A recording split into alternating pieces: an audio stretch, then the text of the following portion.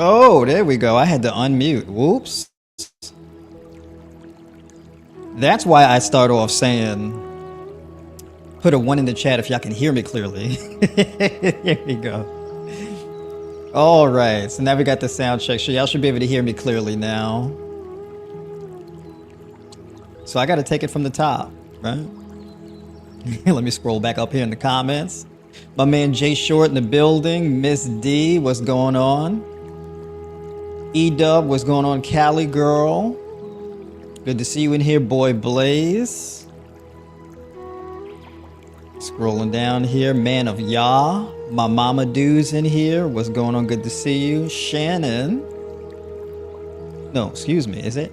Hold on a second. Have I been saying it wrong this whole time? Sharon. Sharon's Poetry Corner. I was like, hold on, wait a minute. That's not Shannon. That's Sharon. Welcome back to the stream. Good to see you in here. All right. Andrew, what's going on? Good to see you in here. David. All right, there we go. Folks tuning in on IG. What's going on? Welcome, y'all. Good to see y'all in here.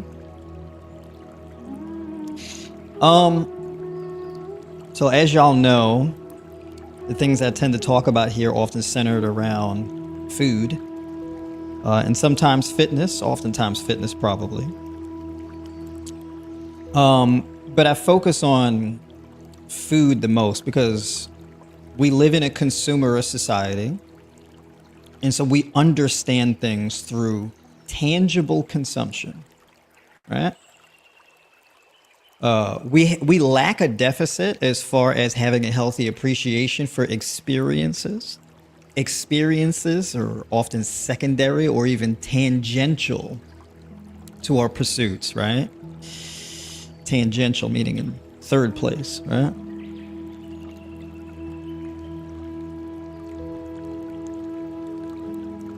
So I try to meet people where they're at.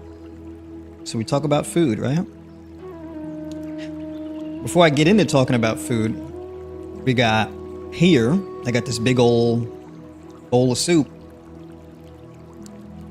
where this is my savory, spicy tomato sauce, right? Spicy tomato soup. It's spicy because I put cayenne pepper in it. But I got smoked paprika in here. I got chili in here. I got a little taco seasoning. I got nutritional yeast. I got tomato in here, right? Pureed tomato. You can also use tomato sauce. Sea salt, garlic powder in here, cumin, sea salt, a little bit of brown sugar. You can use agave also, right? And normally I would put either black pepper or white pepper in here. I do not have any more pepper. This is deep, warm, and savory. I also put about 4 ounces of tofu in here. So I got super firm tofu, so I threw that in there. And I made a half a cup of basmati rice. So this is also basmati rice in here. And chopped spinach. So I put about 4 ounces of chopped spinach in here. And so I thinly chop up and massage the spinach and then mix it in with the rice. And I put that in the bowl. And then I pour the sauce on top. So the base of the sauce is red lentils. So I just boil red lentils, and then when they get soft, I add in the seasonings, and then I stir the seasonings around on a low heat, and the heat kind of activates the seasonings, right? And then once everything is mixed in thoroughly, you can also do this with chickpeas as well. And so once everything is mixed in thoroughly, I'll add it into the blender and puree it up, and I get a soup. And then pour the soup on top, and then I add sliced avocado. So I got avocado in here. I'm coming with the avocado. Let me tell you something. I love avocado.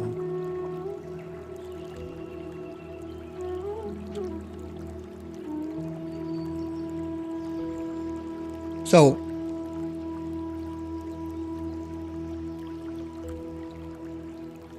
this is like one of the highlights of my day, a meal like this. Really warms the soul. And then I have burdock root, right? So burdock root tea. right? So yeah, this is how I live, right? This is a big part of what drives mental health, which will be the topic of conversation today, right? By the way, those of you who are tuning in, who are tribe members, y'all can jump into the voice chat and you can chime in, ask questions, things like that also. So I'm currently in the voice chat right now on Discord. If you're tribe members and you're watching this on the Tribe by Noire platform, there should be a button in the bottom right hand corner of the screen with the Discord icon, so you can tap that and jump into the Discord server. All right. So I talk about nutrition and chronic illness and building muscle and all of that type of stuff, but one thing that doesn't really get talked about much is the mental health implications of your diet. The thoughts you have, the moods you experience, sadness, anger, happiness, tiredness, motivation, whatever the case is, right? Arousal, right? Sexual arousal, whatever the case may be. The foundation of that is your mental health, your brain chemistry. And it's all just chemicals. That's all it is. It's just chemicals. It's just chemicals and minerals and everything just sloshing around together to create this soup, right?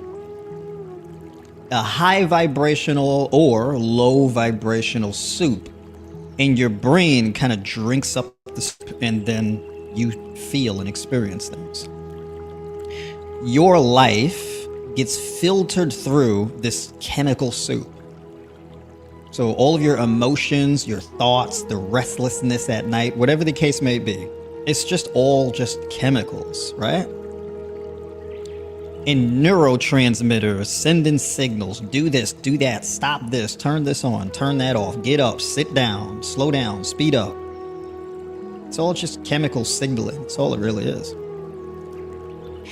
And you can improve that chemical signaling, and you can raise the vibration or the frequency inside your body. And when I say vibration or frequency, I'm not saying that as like a feng shui catchy term. I'm not saying that like as a spiritual guru. It's not what I'm saying that as. I mean, literally, this is math, right? Even colors themselves. Colors, we see colors, but those are vibrations. That's all it is. They're just frequencies. And your eyes can tap into the frequency and it looks like a color. That's just what it is. Even if you're building like an app or a website, all of the colors have numbers associated with them, right? And in order for you to see a specific color in your website or in your app or whatever the case is, you need to put in the right code. So you put in a series of numbers, boom, a color comes up. Those numbers represent a frequency, right? So that's it. We see these things, it's just numbers. That's all it is. It's just numbers. It's just math. But we interpret it on like the canvas of life, and it gives us an image, right? Some of us, our eyes can pick up on certain frequencies, and some of us, we can't pick up on as many frequencies. So for example, women can see more colors than us men, right? They can see more colors than us. They can tap into more frequencies and interpret more colors than we can, right? They just have that access. It's a wild thing. So that's all it is. So when I say vibration, when I say frequency, that's what I mean. Your standard of health is just math, right? Whether it be your pH balance that governs your alkaline to acid ratio, that could be your blood pressure, that's numbers. Your blood sugar, that's numbers. Your resting heart rate, that's numbers. Beats per minute, that's numbers, right? The rate that you breathe, VO2 max, that's numbers. All of it's numbers. So when I say vibration, when I say frequency, I'm implying energy with a numerical value. That's what I'm talking about. These are things that you can actually calculate. You can measure the frequency inside a person's body and tell the condition of their health in that moment, right? Inflows and outflows, that's it. And it's all governed by math. All of it. So when people say math is the universal language, that's what they mean. It's the language of the universe.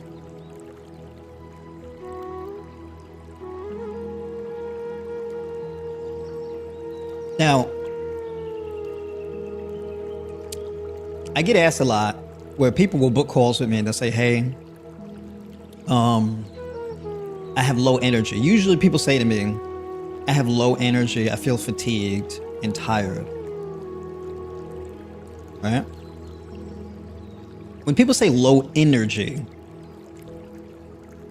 energy is not a thing necessarily that you have a lot of or that you have a little bit of. That's not what energy is. Energy is the ability for energy, basically all things are energy. Gas, liquids, solids, all of it is energy.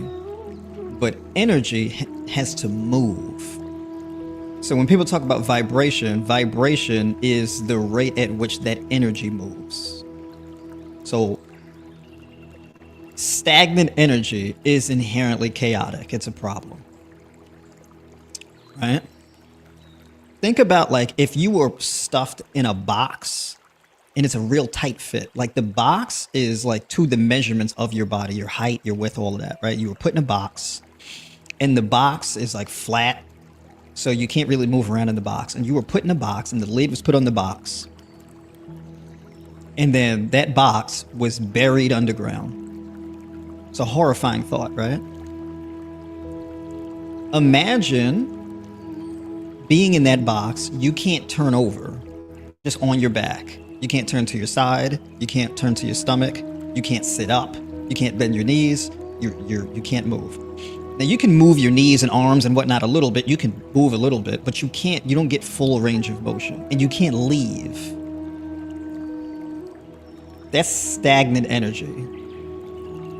That's how stagnant energy in your body feels like. If you think about like pond water, like a pond, water is still. There's no currency where the water leaves the pond and fresh water enters the pond. There's no inflows and outflows in the pond. This water is extremely toxic, meaning no mammal should be getting in that water. If you get in that water, you will get some type of pathogen. You get bacterial infections, you get viruses, you get parasites that crawl all up in your body and all this type of stuff, and you'll die from it. It's poisonous, don't drink it, all that type of stuff, right? Like a big law of nature, right? You don't drink from or use still water. Still water implies dead or dying things. Okay? Living things dissolve in still water because the bacteria and the parasites that live in that water, they consume whatever is put in that water. They're like little piranhas, right? Bad bacteria feeds on dead or dying things. Parasites, they feed on living things, but the more they feed, it becomes a dying thing and then a dead thing. Right? And if the parasite can't find something else to leech off of, well, then it dies and it gets consumed by the bad bacteria, right? So that's still water, but that's stagnation. That water can't flow. It can't go anywhere. It's trapped.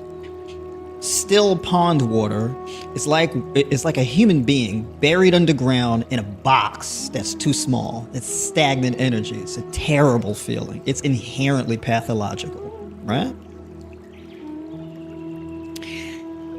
Now let's say think about another scenario. Stagnant energy is always problematic all the time. This is like a universal law. Stagnation is inherently pathological. Okay? Think about like you sit for too long. You're at work, you're sitting at a desk, your hips are bent at a 90-degree angle, your knees are bent at a 90-degree angle, you're just bent up, you're sitting in this chair. That chair is going to mold your body, right? You get molded to this seated position and it stagnates your energy, right? Next thing you know, you get joint pain, you get varicose veins, you get high blood pressure, you get insulin resistance, you get depression, all this type of stuff. Because that limited movement And that stagnant energy causes like a suffocation because the energy is not transmitting. It's not really being channeled through your body. It's stagnant. It's trapped. Right? So you have like these nodes or chakras, right? Whatever you want to call them, chakras, right? And in your head, in your neck, in your chest, in your belly, in your groin, right? All the way down to your feet, you have these points. And energy has to flow smooth and seamlessly back through these points. Sitting for too long creates choke points with the flow of energy gets locked up. It's the difficulty of channeling it, right?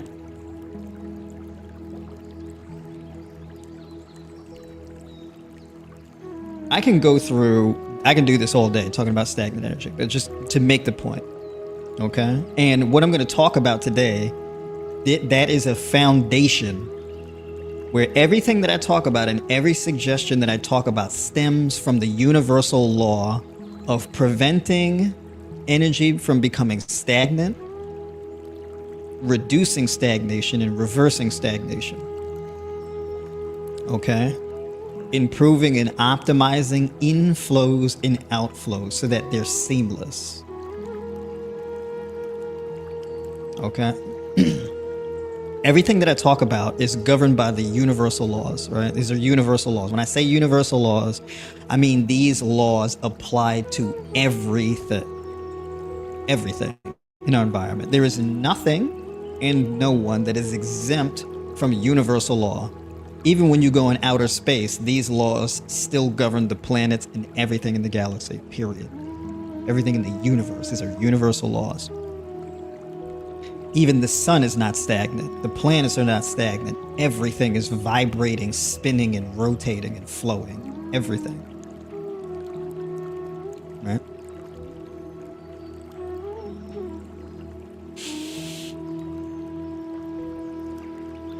So when people come to me and they say I have low energy, what you really mean is your energy's stagnant. That's what you really mean. The inflows and outflows in your body are not efficient. Usually there's a blockage somewhere, right?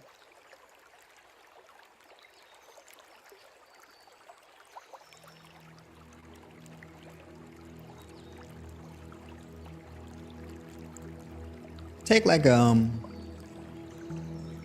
sleep quality. You want to go to bed at night. In order to go to sleep, you need some darkness. You need lights to be out, right? When the sun goes down, your body responds to the sun going down. Your body knows when it's nighttime. When the lights are still on and the lights are real bright, even though it's nighttime, this messes with your body already. This is one of the major pitfalls of our society, by the way. We have these artificial, really bright lights that shouldn't really be present at nighttime.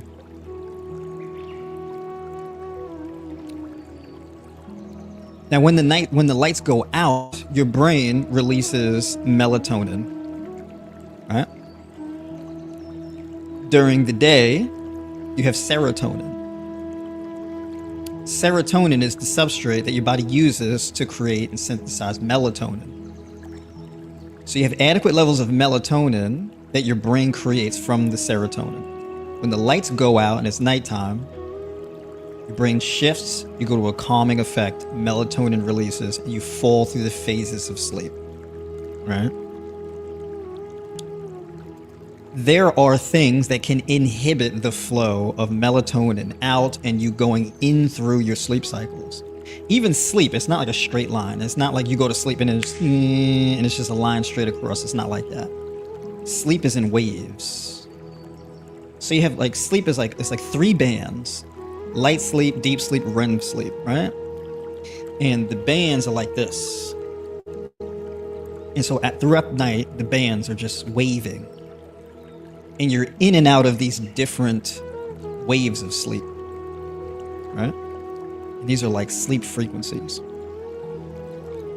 And each band has certain beneficial qualities, right?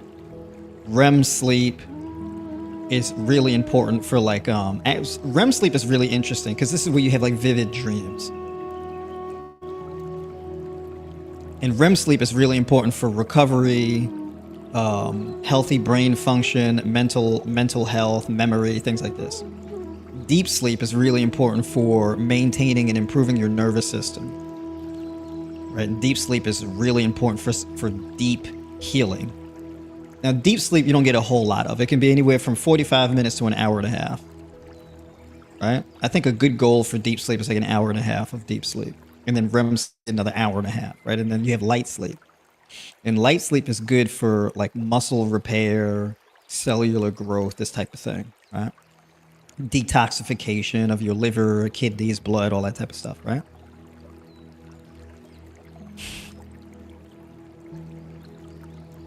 Throughout the night, you briefly wake up a little bit. You don't even realize when you've woken up. But it's very short periods of time. You fall back to sleep. You don't even realize it. So there's a flow.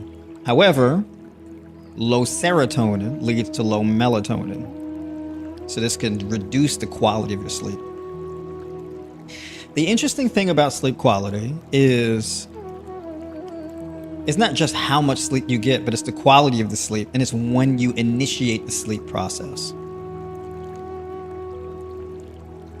When people say, hey, you shouldn't eat real late, well, they say that because when you eat really late, like if you eat a lot of food and then you go right to bed, your body puts a lot of energy into digestion. Depending on what you ate, it can ramp up adrenal glands, where your adrenal glands will release more adrenaline. If you eat, like, let's say a lot of dietary fat and protein, adrenaline goes up, right? But what happens is glucagon gets released from your pancreas. Glucagon increases lipolysis, increases adrenaline output, because adrenaline, you need adrenaline in order to metabolize fat, protein, right? And you need adrenaline to increase in signal to your kidneys, right, to release more toxins. So if you have acid built up in your bloodstream to an excessive degree as a result of digesting the fats and proteins, they hit your bloodstream. Your adrenal glands wake up and signal to your kidneys, hey, it's time to let some of this go. Because you're getting new amino acids and you're getting new fatty acids and whatnot into your bloodstream. And we have to regulate the amount of acid buildup in your blood. So your kidneys wake up and it filters out. Right? Your kidneys also your adrenal glands also signal to your kidneys to hold on to electrolytes, potassium, sodium, etc., magnesium, right? So there's a balance. When you're eating a lot of fat and protein, your body's like, hold on, wait a minute, there's no glucose in this. So there's no available energy to be used in this. So you're eating, but you're not getting energy from your food. So your body has to compensate by stimulating you and giving you more energy with the adrenaline. You don't really want an adrenaline spike when you're trying to calm down and go to sleep. Right? So if you eat a lot of fat and protein and whatnot, and then you throw carbs on top of that before you go to bed at night, you get this spike in adrenaline. You get this spike in blood sugar. And there's two different types of people. Either you'll be kind of wired and restless, or you'll have a massive crash and pass out. Now you can sleep real hard and then wake up the next morning groggy, or you can sleep real light and wake up the next morning groggy or just really amped up from all the high cortisol. It's either or.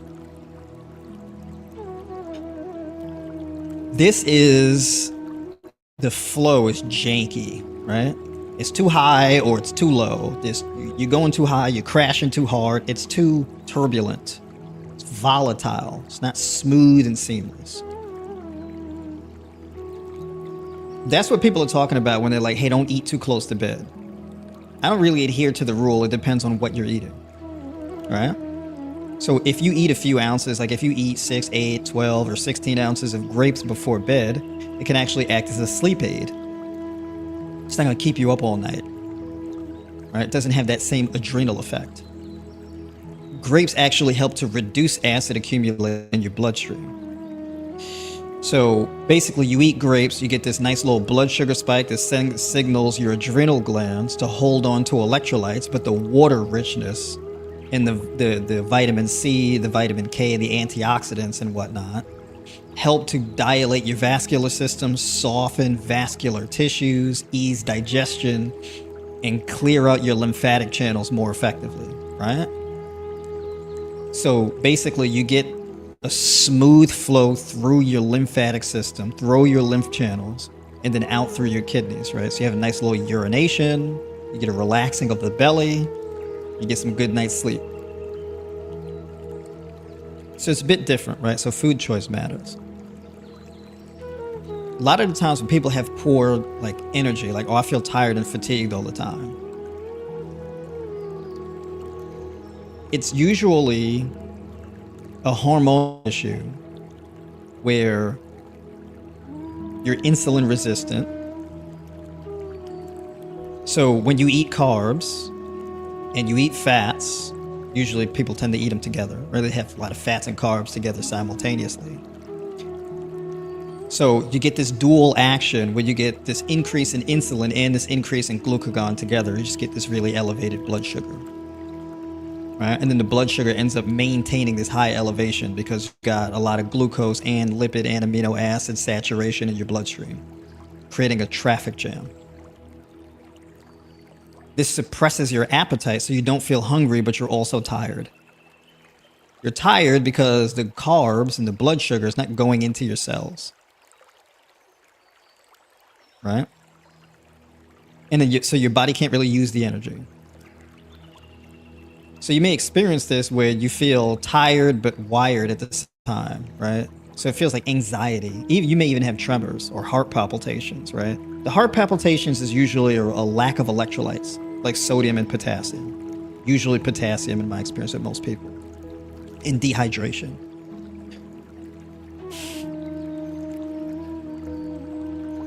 You feel tired, you need to get through your workday, so what do? I'm gonna drink coffee, or I'm gonna drink some type of Red Bull or a caffeinated beverage. So the blood sugar's still high, the adrenaline is high, the cortisol's high, and then you drink something caffeinated and it kicks up the adrenal glands even more. Then you urinate. You lose a lot of your electrolytes when you urinate because of like caffeine acts as a diuretic because it turns up your adrenal glands and signals to your kidneys to release more, filter your blood more. You just increase the output at your kidneys. So your adrenal glands tick up, kidney filtration ticks up. So you're ramped up, dehydrated. This is why people's like, oh, when I drink coffee, I feel dehydrated. Well, that's why, right? Caffeine is like a diuretic. When you get dehydrated, the dehydration and the lack of electrolytes, plus the insulin resistance with the high blood sugar, causes you to have high blood pressure. So your blood pressure runs up. Then you can feel heart palpitations. And it feels like anxiousness, anxiety, panic attacks, this type of thing. And you're like, right? People may tell you, oh, do some deep breathing. Try to listen to something calming. And it's like, yeah, but the problem is from what you ate. It's from what you've been eating. What I just described to you is a traffic jam. It's a metabolic traffic jam. You're deploying hormonal signaling in a pathological way. So it's giving you mixed signals.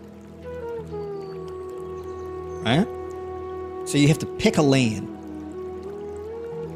It's kind of like you're on the highway, all the lanes are open, and everybody's just merging and switching and carrying on.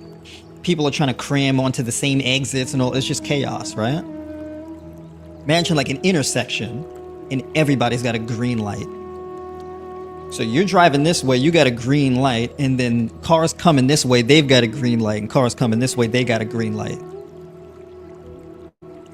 So y'all looking at each other like, you gonna go or should I go or you go or how are we doing this? So that we don't crash and T-bone each other. That's what's going on inside your body. And it's disrupting the flow of energy. In this case, glucose being the energy flowing into your cells. Right?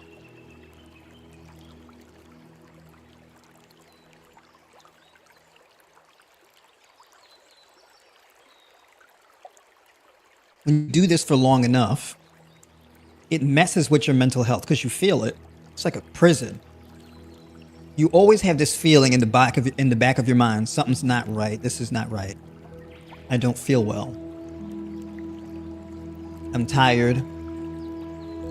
I can either eat caffeine to give me energy, or I can eat carbs to give me energy. Right? When I eat carbs, I just get the high blood sugar. I may get headaches. I may get high blood pressure. I don't feel good when I eat carbs. When I cut the carbs, then I just feel tired. I try a keto diet. I cut all my carbohydrates. My diet's just fat and protein. But my cortisol's like really elevated, and I'm kicking on my adrenal glands. And then I'm drinking black coffee and all types of stuff on the keto diet. So now this is making my anxiety worse. And I'm sleeping well at night because I cut all my carbs. And then I made the mistake of eating too much protein in my diet, and the protein is kicking me out of ketosis because protein is insulinogenic.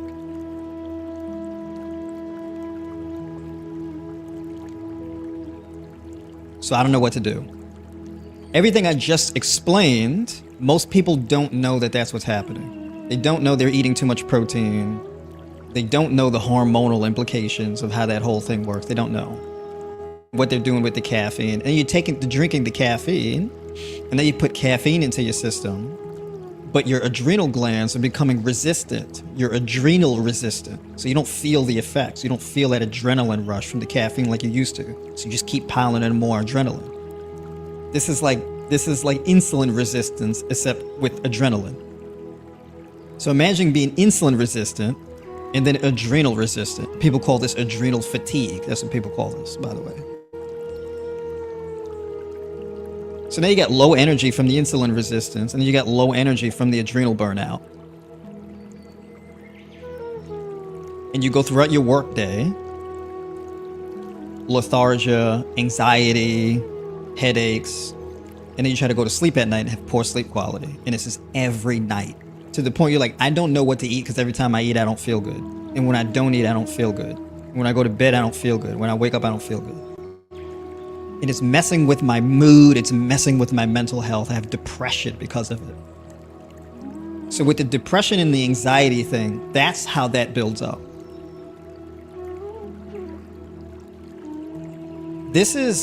What I'm talking about here specifically, this is not related to like a trauma you went through. This is not about childhood trauma.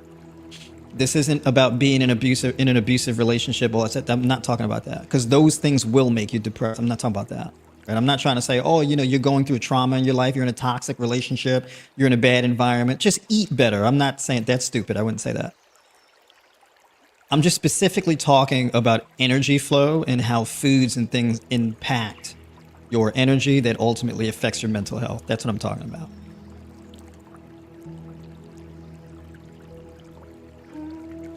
The traumas that you experience that drive you into depression or anxiety, those are real things. However, they're undergirded by your diet and sleep quality. And your diet and sleep quality determine how well you operate under these traumas.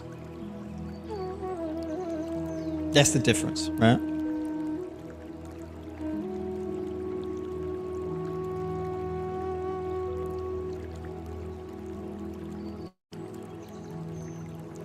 If you have a death in the family, the solution to having a death in the family is not eating better. That's not the solution. However, if you maintain a diet and lifestyle that facilitates seamless energy flow and facilitates better brain chemistry, you handle the loss better.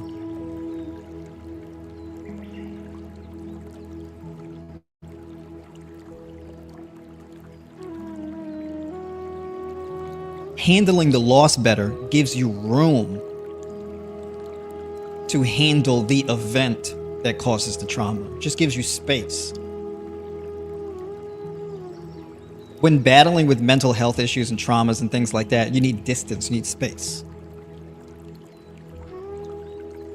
And you need distance and space for a variety of reasons. First of all, you need distance so that you can see what's happening better. If you're too close to it, you can't see really what's happening. You're just in it, you're too close. Right? It's like if somebody doesn't know you that well, and let's say you have a death in the family, like your mom passed or something like this, right? They'd be like, they don't experience it the way that you do. So it's not going to affect them the way that it affects you, because there's way more distance between them and your mom than you and your mom. It's just distance. That's the only reason why. Now, if they knew your mom the way you knew your mom, it would hit them just as hard.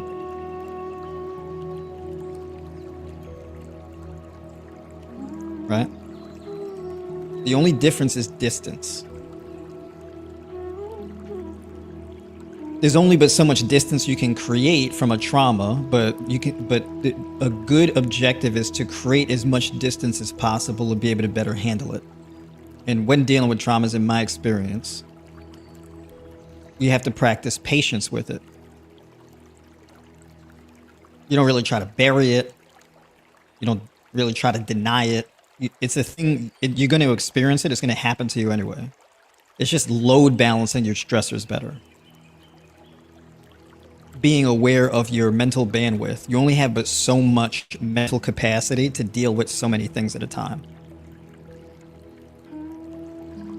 So when you get hit, you have to prioritize where you're getting hit from. You have to deal with that and take your time with it. A lot of the times it's not a thing to solve. Like if you have a death in the family, there's not a solution to it. It's a thing, it's already happened. There's nothing to fix. There's nothing to solve. It's just a matter of just giving yourself time and dealing with the reality of it. You take time with yourself. You surround yourself with people who you love and care about. You create as much of a good vibe in your life as you can, and it just has to pass.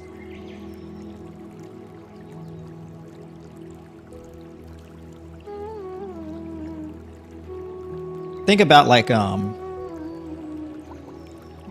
something falls off a top shelf. Bam, hits you right in the head.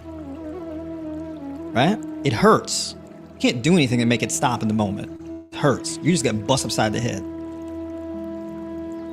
You can't fix it or solve it. It just happened. That's it. You can't reverse time to make it so that you didn't get hit in the head. You just got hit. And it's just going to hurt. You have to let the pain signal pass. That's all it is. Right? It's the same thing. Pain is pain, just on different degrees. But at the end of the day, fundamentally, it's the same thing.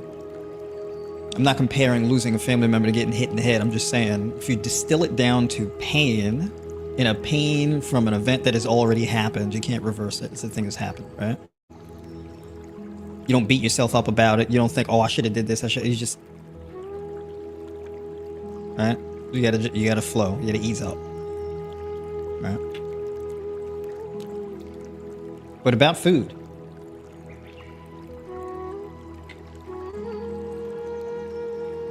What to eat for better mental health. And you can practice this in your life. Number one, you wake up first thing in the morning. In terms of what you eat or what you drink, juicing can be very beneficial. If you wake up first thing in the morning and you juice. Let's say you juice 12, 16 ounces of tangerines, or you juice 12, 16 ounces of pineapple, or you juice 8 ounces of cucumber, 4 apples of pears, and 4 ounces of kale. Right? Or you juice mango and papaya. Right? But you juice in the morning. Why would you want to do this? The reason why you would do this is because that's a quick way to get an abundance of glucose, water, antioxidants, vitamin C, B vitamins, all that. Minerals, magnesium, loads of potassium, all of it. So you mineralize your body, you hydrate your body, you give your body an abundance of electrolytes, boom, first thing in the morning. If you wake up with high levels of adrenaline and cortisol pumping through your veins, and you drink that juice, that glucose brings down the stress hormones. So your adrenal glands, you wake up and your adrenals are like white knuckling it, right? Holding on for dear life, and your adrenal glands are just like, hey, right? You drink that juice, and your adrenal glands are like, all right, we can open up, we can relax, settle down. Because your adrenal glands essentially are just trying to charge your brain. It's trying to provide some electricity, bam, to your brain, wake you up. Right? You gotta go, get up.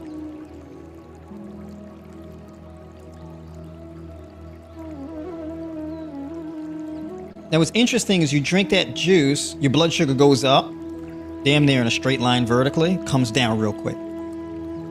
Like 30, 45 minutes. It's incredible, right? I have diabetics. They drink they juice in the morning. Their blood sugar numbers are better throughout the day on the days they juice. They don't do the juice. They cut their carbs. Blood sugar's high all throughout the day. They're like, I don't understand this. I drink all of this sugary juice from the juicer first thing in the morning, and my blood sugar numbers are like better for the whole first half of the day, or the whole entire day.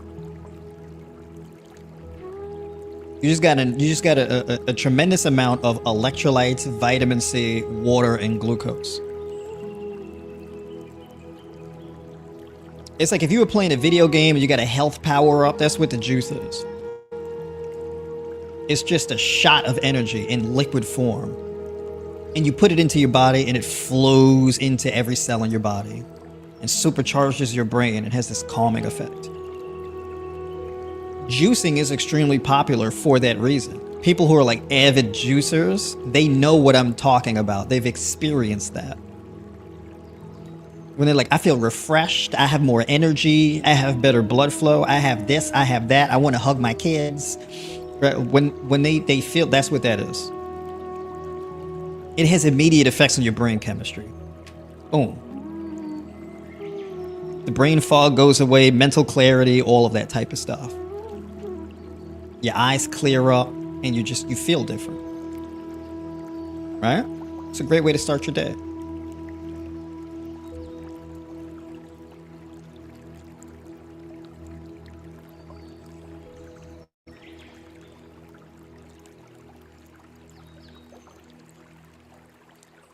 And let's say after that you follow that up later on in your day. Let's say you juice and then you go exercise, you go work out.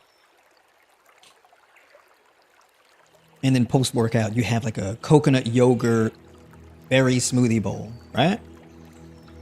6 to 8 ounces of coconut yogurt, 6 ounces of blueberries, 6 ounces of raspberries, 6 ounces of blackberries. Add a little add like a little sea salt. You add 5 or 10 grams or so of glutamine in there. Right? You can even add in a little bit of agave or dates. You add in a few tablespoons of hemp seeds and you puree that bad boy up, or you mix it up.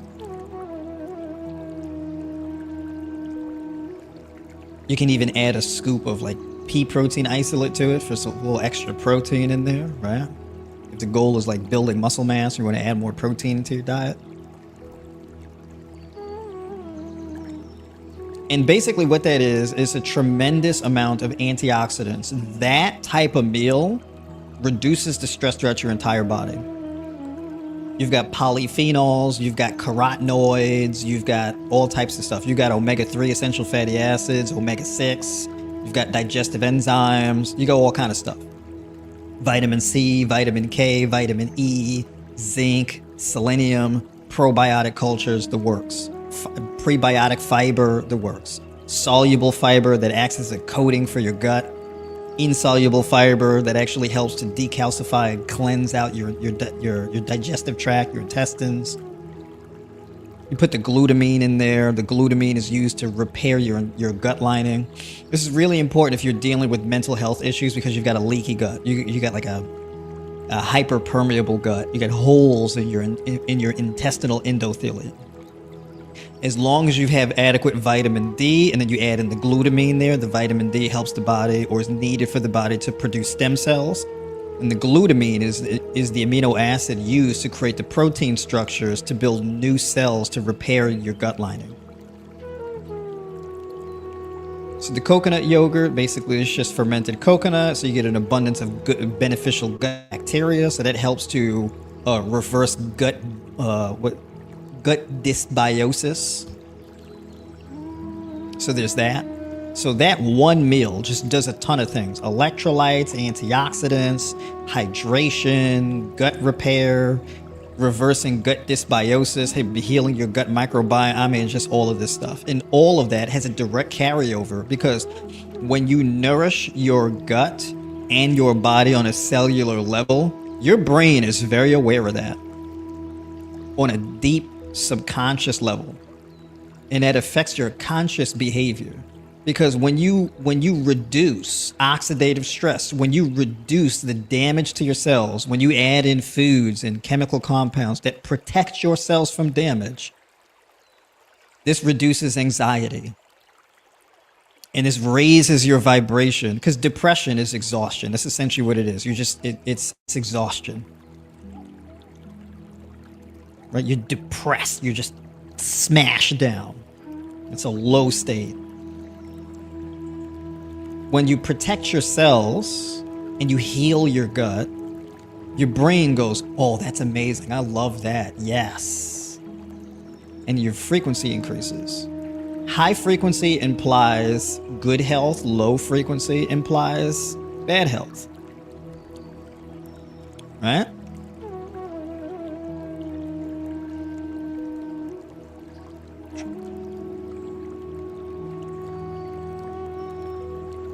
Third meal,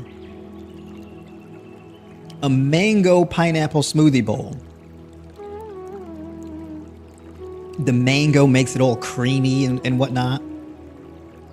You can even make a nice cream with it. The pineapple gives that tanginess. Right? So that's one option. Or you can do a big old bowl of red grapes like I like to do. I like to do a couple pounds of red grapes. Or like 20 ounces of kiwis with mixed berries. Or like a couple pounds of honeydew or cantaloupe or a watermelon when it's in season. So that's another phenomenal meal.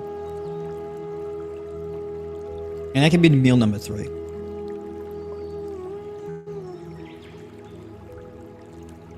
Meal number 4 is more of a savory meal like this one. Right?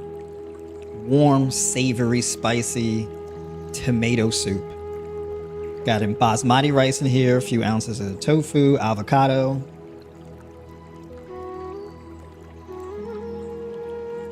Spinach, oh, it's so good.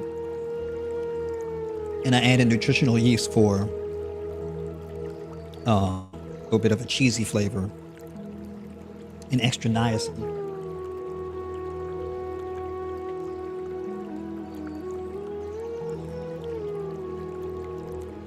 Can you take too much electrolytes? You can take too much electrolytes, but you can't get too much electrolytes from food. The most electrolyte-rich foods tend to be very water-rich. So if you flood your body with electrolytes, you're also flooding your body with a lot of water from the food that you're getting the electrolytes from. Your kidneys pick this up and then releases the extra water and then holds on to the right amount of electrolytes. So your kidneys are like they're like security guards, or they're like factory or chemical plant workers. You need to maintain a certain amount of a substance. So you turn the valve and you let it come down, and then when it reaches a certain point, you shut the valve off and retain the rest. So that's what your kidneys do, right? So your kidneys will signal and release just enough to maintain a certain level, right? Electrolytes are needed to power or to electrically charge your cells. That's what electrolytes are for.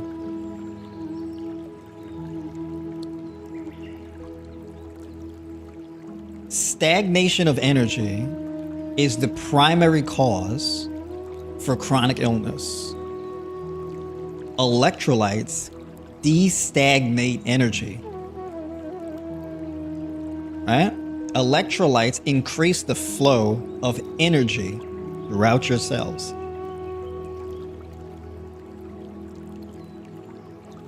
Electrolytes facilitate hydration, oxygen uptake, glycogen storage, glucose absorption, all of that. Electrolytes govern the power output and the energy throughout your entire body. Right? When you have a diet that's rich in electrolytes, that's probably the number one thing you can do to improve your mental health.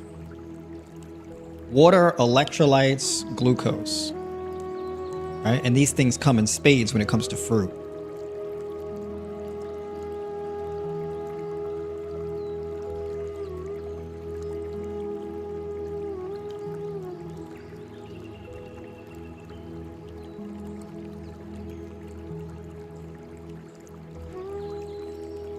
Let me catch up with some of y'all in the comments.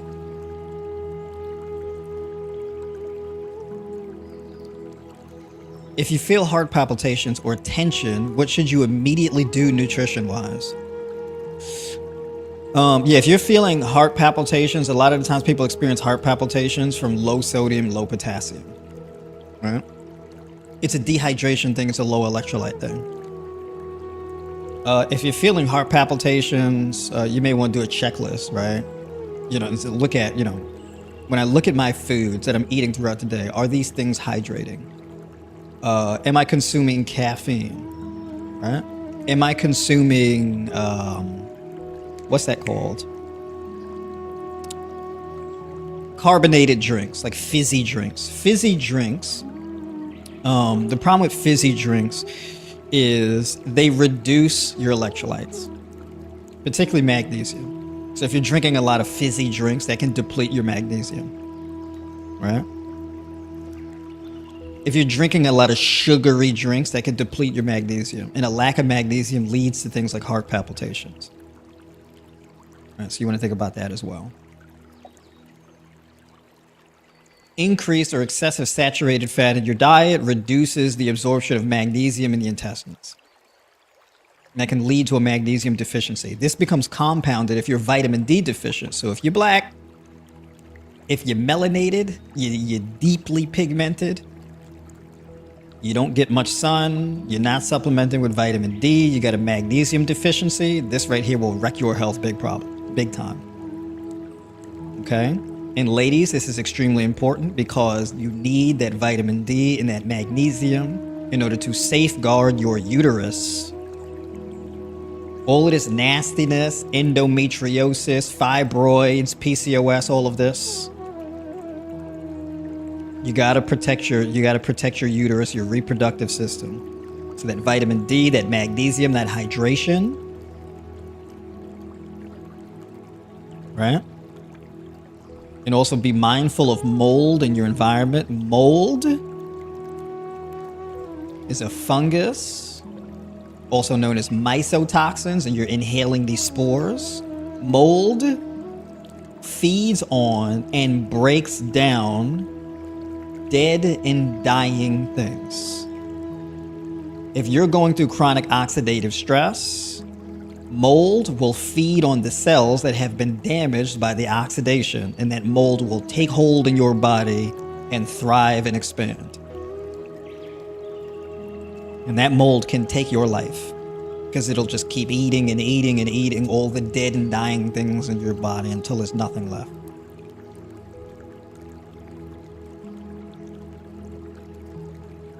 In birth control. I'm not saying you should or shouldn't take birth control, but just understand birth control creates a major imbalance between estrogen and progesterone. So if you take a birth control that suppresses your progesterone, you're going to have disproportionately elevated estrogen. When you come off of that birth control, the progesterone levels, boom, right back up. You get this sharp jump in progesterone, your uterus will sense that, and your brain will start sending signals to grow things in your uterus. And it's my understanding that this is an issue that mostly affects black women. Chronic inflammation, insulin resistance, excessive levels of heme iron, really heavy menstrual cycle, mold toxicity. These things are key factors in fibroid risk. All right. Stress, low vitamin D. So folks that are of Negroid descent, African descent, you're a melanated person, you're spending way too much time indoors, it has very negative consequences.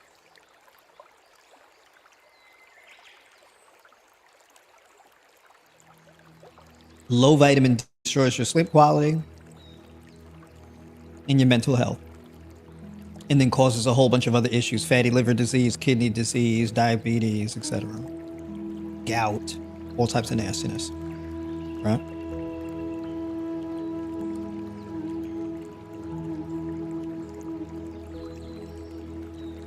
So as far as increasing your vitamin D levels, you can supplement with vitamin D3. So like around 5,000 IUs a day is typically what I go with. And then pair that with like 210 to 220 milligrams of magnesium. And typically this magnesium should be chelated with an organic substance, like an amino acid. My top two recommendations are magnesium malate and magnesium glycinate. Typically in a powder form, in water, because it's water soluble, right? You get maximum absorption that way. So typically this would be around like 2 grams. If it's flavored, it may be 3 grams because they add stuff to give it a flavor. So I like to go with unflavored, right, for the most part. There's one magnesium biglycinate that's made by Thorne, and that one is like 2.5 grams or so. But they add vitamin C and whatnot to it, so that makes up the extra weight for it. And that one has like a slight flavor, but they don't add colorings and things like that, which I like. But for me personally, most things are unflavored. I don't really get flavored powders. I don't do that. I don't get flavored powders. I don't get powders with colors added to them. There is a magnesium, I think that's made by Nutricost. It's like a fruit punch flavored, but the color comes from beets. So it's a bit different. Right? But in any case, so that if it's 2 grams, and I'm saying, because people say you said 210 milligrams, but the scoop is 2 grams or 2.5 grams. Well, that's why, right? Because most of it is going to be that amino acid, and then like 12 to 14% of it will be actual elemental magnesium. All right. So just to clear up that discrepancy there.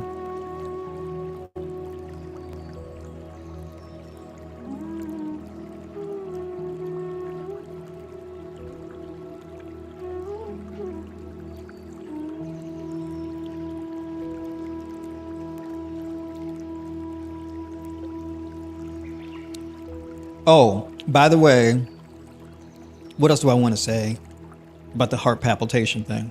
It'd be a good idea to adopt an earlier bedtime. And then also, if you have heart palpitations, chances are you may have some kidney complications too. Maybe not necessarily kidney disease, but maybe some type of kidney inflammation or damage. Chamomile tea before bed. Chamomile is an herb that actually helps to rebuild and repair your kidneys. So chamomile is a good herb for that. Is window sun a functional option? I believe the windows block the UV rays. So you won't really be getting the UV rays. So if the window's open, yeah, sure, but closed windows through the glass doesn't really work.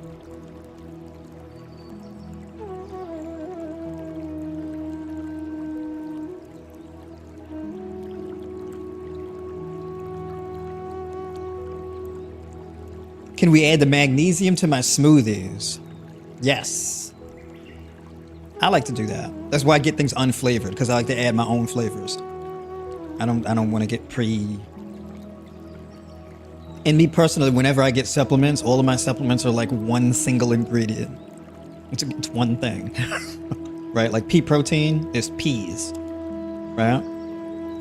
Magnesium glycinate is just magnesium glycinate. Vitamin D is just vitamin D. Right? Glutamine is just glutamine. Creatine is just creatine. Right? I make like my own pre-workouts. And I put B complex in it, citrulline malate, taurine, guarana powder. Guarana is basically caffeine. What else do I put in it? I think that's it. I put those things in it. In liquid stevia. So it's just a bunch of single ingredient things, and I'll put that in there rather than just buying pre-made pre-workouts.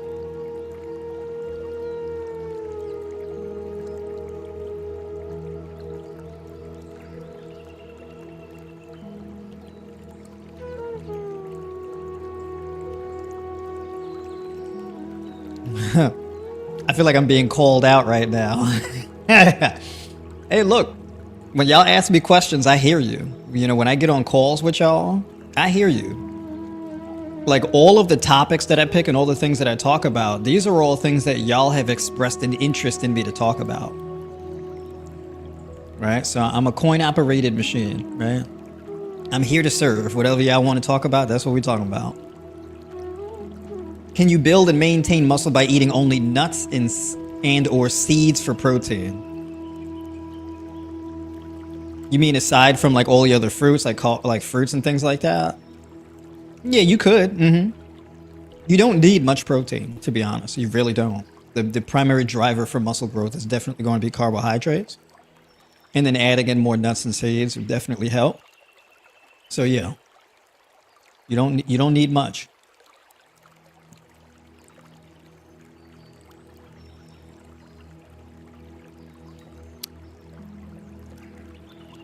You're an absolutely unbelievably intelligent person. It's very fascinating. I appreciate that. So, for me, what I do, right? So I have this habit.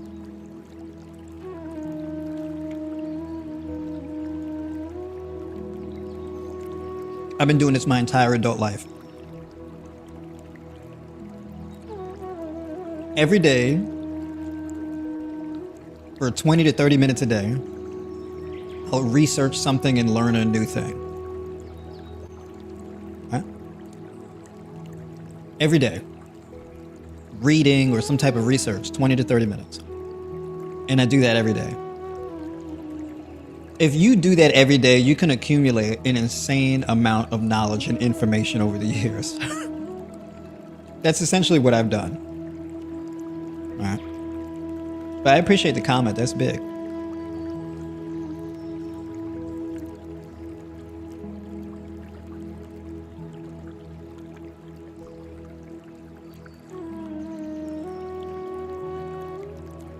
Does this include sparkling water? You mean about the like the carbonated beverages? I don't think sparkling water may have an effect to a degree, but I don't. I think it'd be very marginal though.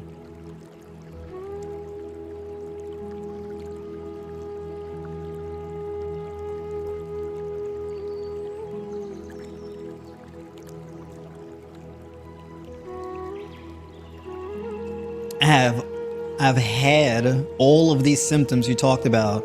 I made a decision to remove all animal products out of my diet. How long would my body take to adapt to this new lifestyle? You can adapt pretty quick. You can adapt within a week, maybe 2. It depends. When you say adapt, what do you mean by adapt? Right? Because what I think is adaptation may be different than what you think is adaptation. So it depends on what you mean by that.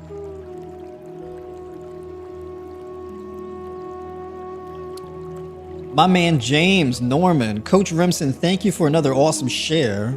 When is your book coming? I appreciate you always asking me about that. I'm still working on this app, man. So I got this app in development, and this thing is a fairly complicated thing. App development, for what I'm doing in any case, it is very extensive. So it's definitely challenging me. I'll tell you that. I have the test run of the app right now. Let me see. I'll show y'all.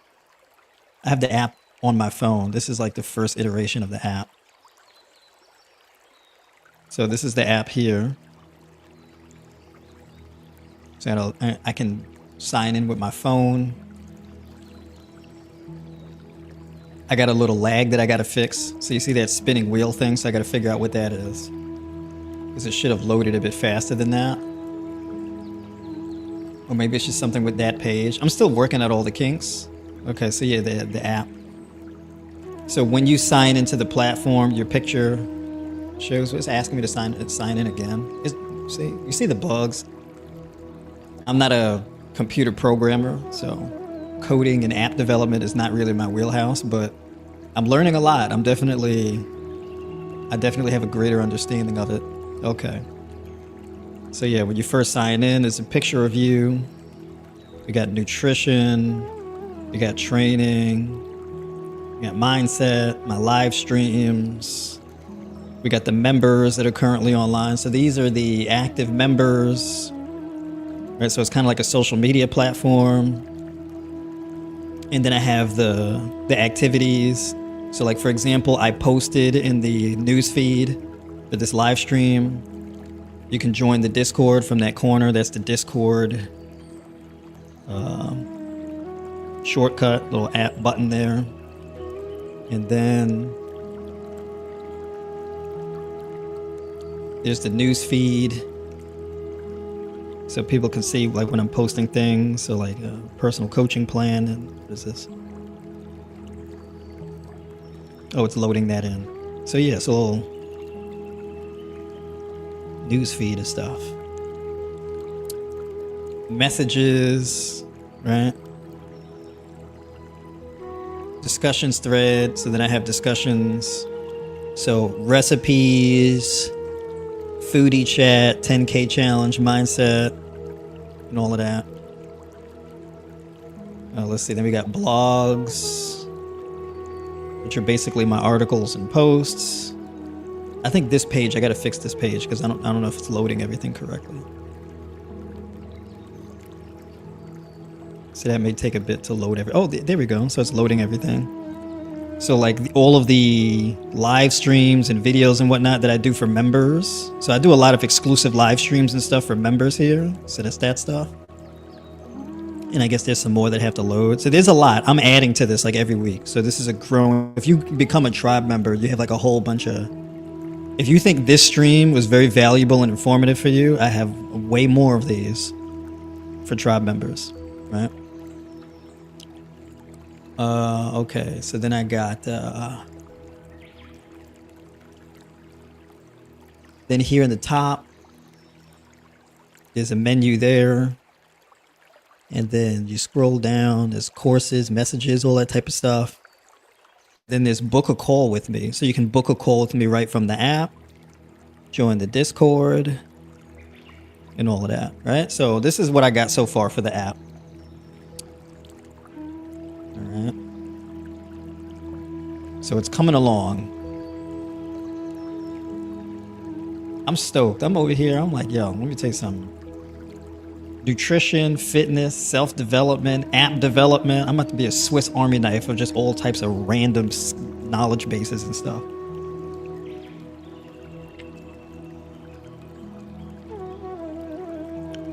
All right, let's see. What fruits have carbohydrates? Pretty much all of them. My results for B12 are close to 900. I heard if your B12 is too high, it is a sign of cancer risk. Is this true? Not necessarily. There's a lot more things that would be indicative of cancer risk than B12. People who are plant-based tend to have higher levels of B12 than omnivorous people.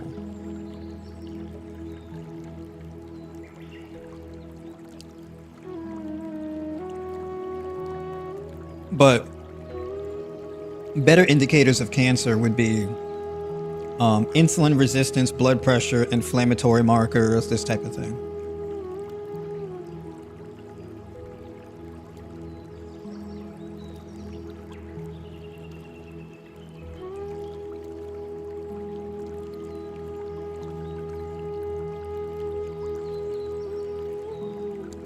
That's interesting. Can a goiter shrink completely? I would imagine so. I can't speak on that confidently, though. I got to do some research on goiters. That's not a thing I've looked into very much. So yeah, I would have to get back to you on that. I would assume so. It is my assumption, yes, but I'll have to look into that a little bit more, though.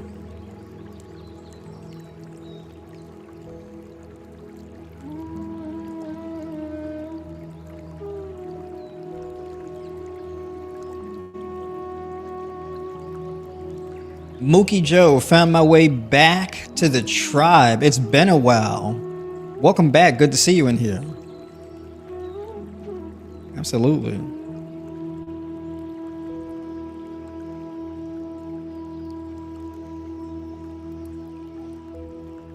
I've been diagnosed with GAD. Can this reverse my GAD?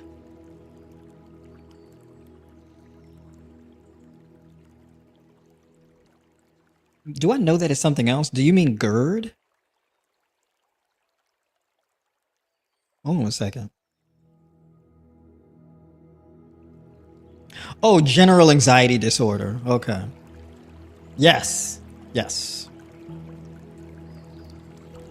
This is one of the most effective things. Everything I've been talking about is one of the most effective things you can do for that.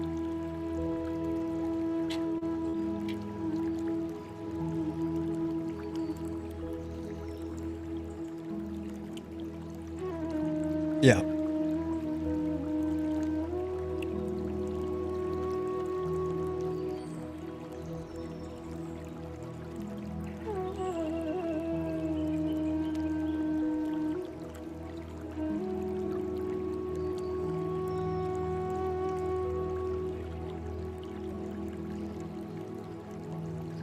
What is the best way to clear sinuses? You know what really helps with sinuses? Cayenne pepper, ginger tea. So you do ginger tea with a pinch of cayenne pepper in it. That'll clear them sinuses right up. You can even just put cayenne pepper on the tip of your tongue. That cayenne pepper will clear you right up. Uh-huh.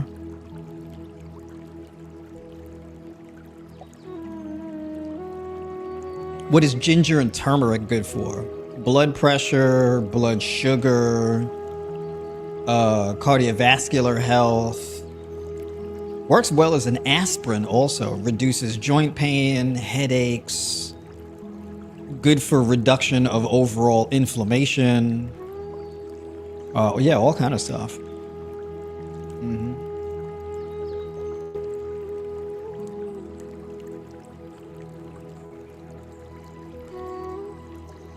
Is this being recorded? Because I would really like to watch this again. Yeah, absolutely. So basically, when this is up, soon, when this stream ends, it'll be up for Tribe by Noire members on the platform. And then I will, maybe, put it on the YouTube channel. I just got to get through my workload. So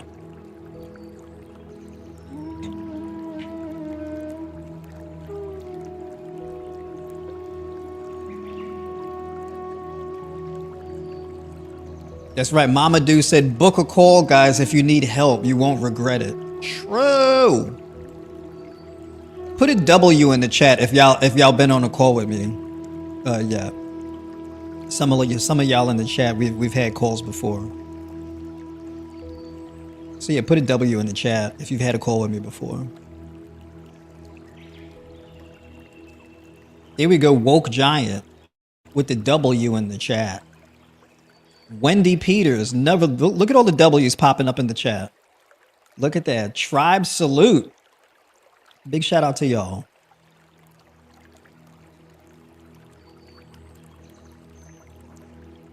That's right. We got W after W after W.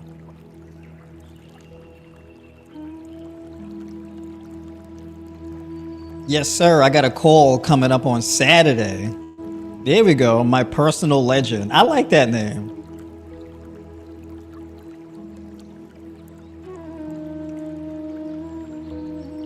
That's right.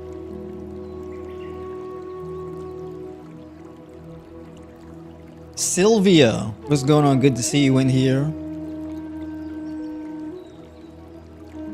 That's right. Most definitely worth it.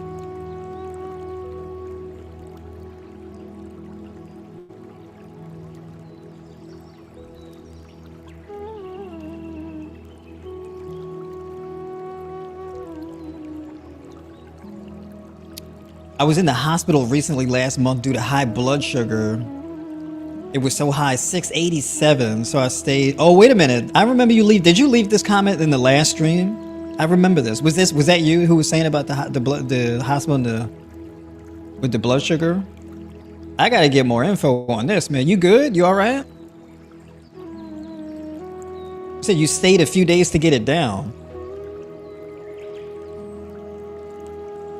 Yo, come on, man. Let me know. You gotta make sure you good out here. 687 is crazy high.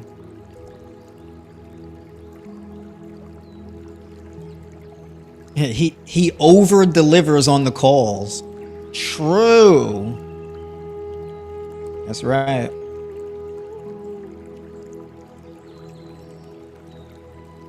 Love the lives and your channel. Thank you. Much appreciated. Appreciate you for tuning in. Absolutely. Much love to everybody tuning in here in the chat, coming hanging out with me. Yo, my food is so cold right now.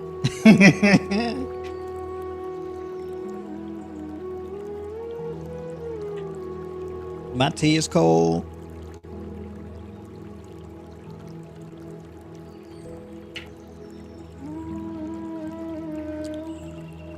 But it's all good, y'all. We all right. My man David, you're gonna have to get on a call with me. We gotta solve these, we gotta figure out these blood sugar issues. What can I do by myself first before we start coaching? I'm just about to give up animal-based foods and eat fruits and vegetables on a daily as a start.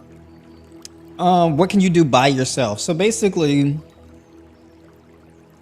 you know what? Yeah, I'm gonna have to post this up on the YouTube channel, right? Because I made some meal suggestions. But like, so for example, juicing, getting like a good 16 to 20 ounces of juice in the morning if you have a juicer. That's a really good option. That's a big deal to start your days off. That coconut yogurt bowl with the berries and whatnot, and the hemp seeds or chia seeds or flax seeds, that's another really good one. And then implementing that glutamine. Glutamine, by the way, is good for reducing cortisol and increasing, healthy levels of sex hormones, like testosterone. Right? Also helps to improve and regulate estrogen levels as well. Right? Glutamine also improves recovery to build skeletal muscle tissue. Right, so for those of you trying to build muscle, glutamine is really beneficial for that as well. Actually a very popular supplement among bodybuilders to put in like protein smoothies and things like that. Meals like this with this here, this lentil tomato soup.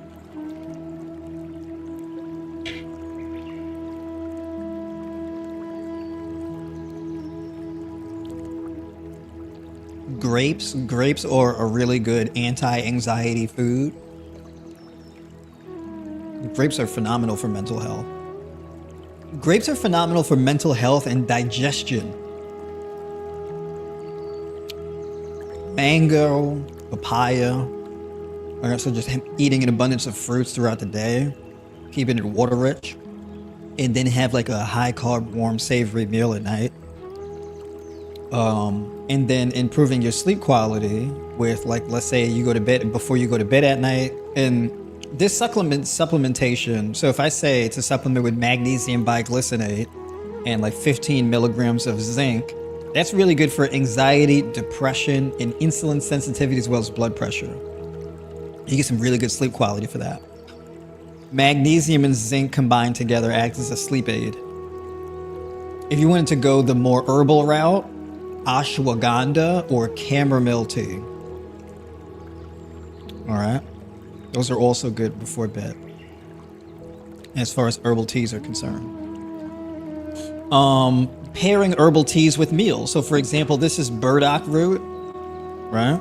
Burdock root is a really good one. Burdock root is good. It helps a lot with anxiety, regulates adrenal output. Also, burdock is really good for libido, right? Getting some heat in your pants.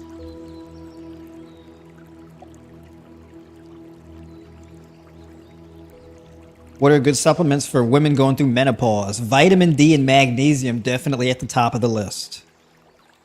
Berberine. Berberine is actually really good for blood sugar control and blood pressure. Berberine is also good for digestive health, reduces gas and bloating and things like that. So those are some good ones also. The big problem with menopause is that it creates insulin resistance and can also lead to high blood pressure.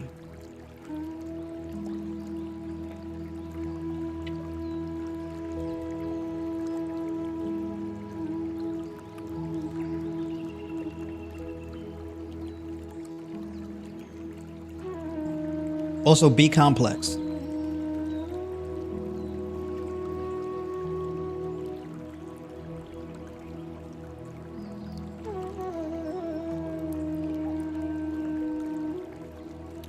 Is there a such thing as too much potassium? I eat a lot of bananas and potatoes, and it's high on chronometer. The only time potassium is like too much is if potassium is disproportionate to water intake. Which, if you're eating a lot of bananas and you're eating like plant-based foods and staying hydrated, potassium is not really going to be much of an issue for you. However, if you're chronically dehydrated and getting a lot of potassium, like let's say for like potassium supplementation, you can get excess potassium doing that. Or like potassium in a syringe, you can get too much potassium doing that. But from food, not really.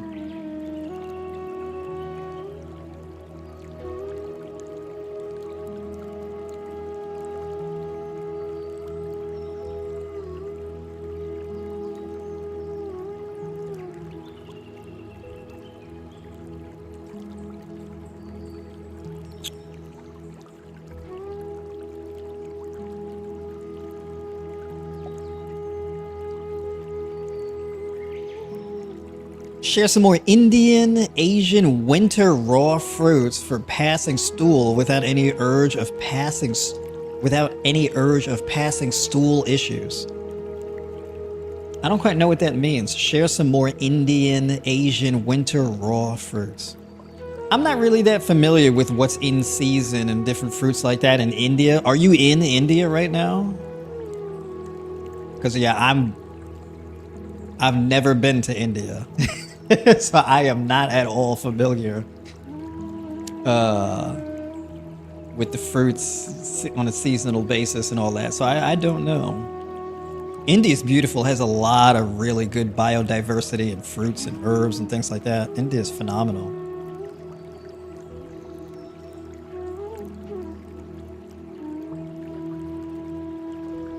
I found your channel when I was in the midst of curing my chronic ulcerative colitis back in 2023. Info from you and others has been life-changing. I'm 100% healed and no longer on meds.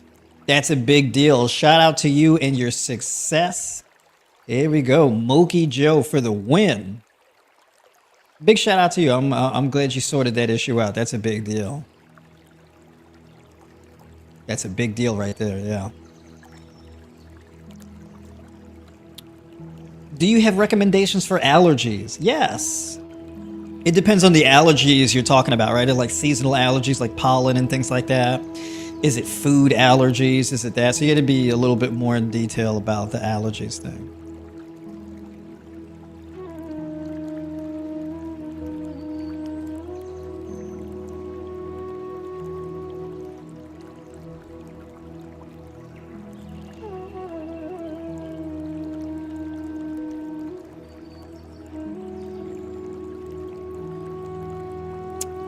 Do you rate creatine? You mean do I take creatine? Right? I think there might be like a auto spell thing going on there. Yeah, I take creatine. I do like 5 grams of creatine a day. Sometimes I tend to miss it a lot though. I'm not that diligent with it. But yeah, creatine is awesome though.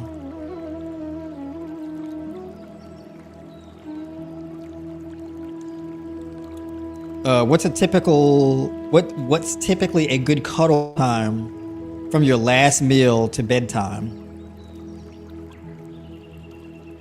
Unlike today. Probably like 3 hours, 4 hours. I usually finish eating 4 hours before bed.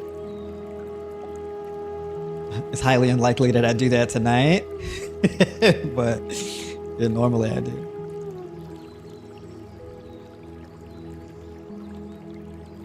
Best raw foods for protein. Rolled oats, hemp seeds, basically all your nuts and seeds, but mostly almonds and peanuts. And then as far as fruits that are rich in protein, cantaloupe, honeydew, what else? Tangerines are actually pretty high in protein. Kiwis, berries, those are good sources of protein also. Fruits are not necessarily high protein foods, but they add up. So basically within like 1,200 calories of fruit, you can get like 26 to 30 grams of protein, depending on what fruit you eat.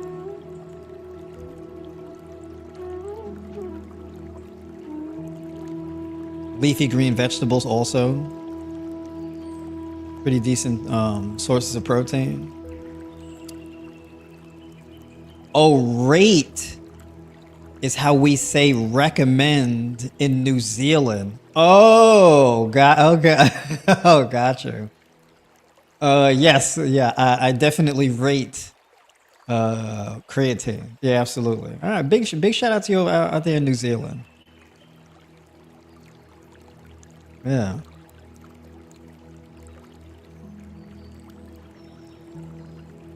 Is there any difference between training to build muscle and training to maintain muscle? That's interesting. So there is a difference. So if you're just training to maintain muscle, the intensity doesn't have to be as high. So basically, if I had to put like effort levels or levels of intensity with the training, you can measure intensity in terms of RPE or RIR. RPE is rate of perceived exertion or relative perceived exertion. And then RIR is reps in reserve, right? So RPE can be ranked on a scale of like 1 to 10, right?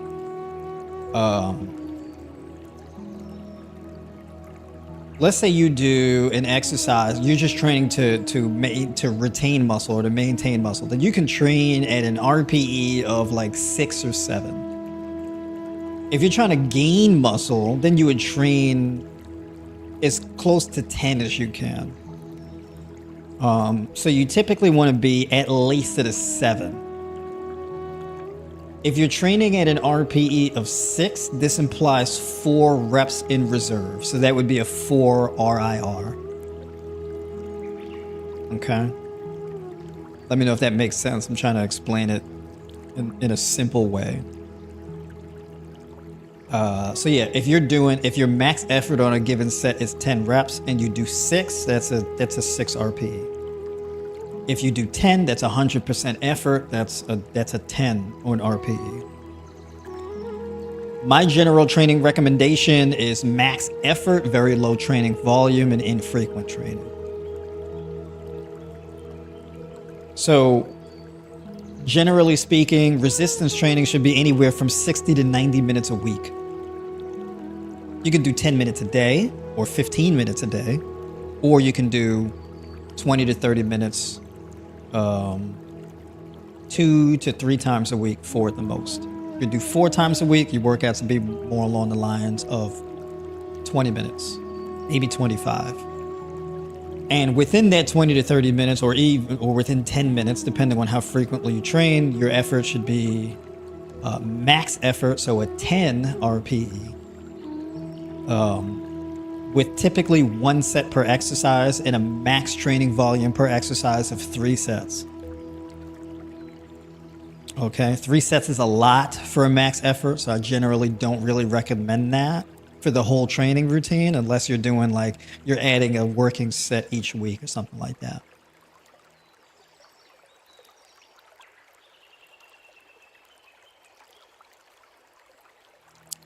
After I stopped taking my meds for UC, I became extremely sensitive to food on some days more than others.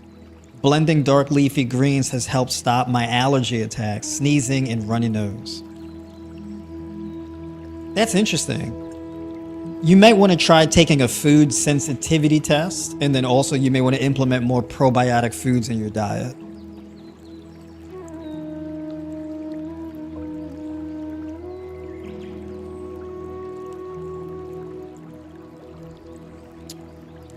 Suggestions for passing stool without the urge for passing stool. There is, and I have a client from India actually, and he put me on to ajwan, or ajwan, right? And it's an herb, it's really hot, similar to cayenne pepper, and that can actually help you to pass bowel movements. All right, so I know that may really help. When you say without an urge, right, this implies like constipation. So I think like herbs, herbal teas, ginger, things like this, turmeric would definitely help to loosen up your bowels. And then whatever the Indian version of grapes is, I would probably go with that. And melons. Melons help to really loosen up the bowels.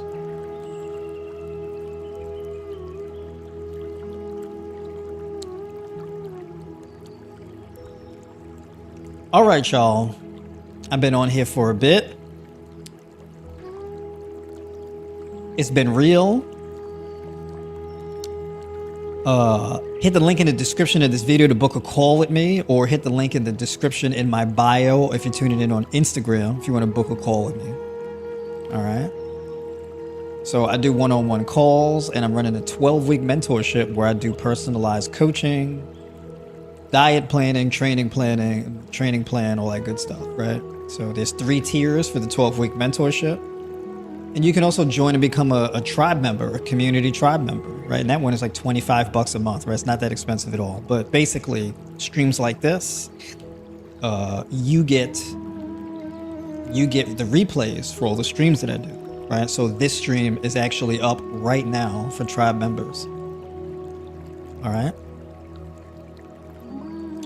So,